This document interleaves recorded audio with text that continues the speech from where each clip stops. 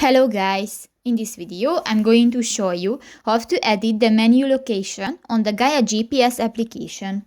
But first of all, I just want to mention, please don't forget to subscribe to our channel, because at 100,000 subscribers we are going to show you our YouTube revenue statistics and growth strategy, how to make money online.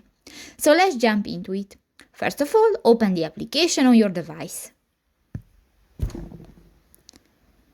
New, go to the settings icon next to the save button at the lower right corner of the screen. And here you can find the fourth option, the map controls. Click that and you can select in the menu location section the left or the right button. And for example, select the left and just click to the circle. And done. So that's pretty much it for this video, guys. See you in the next one. Bye bye.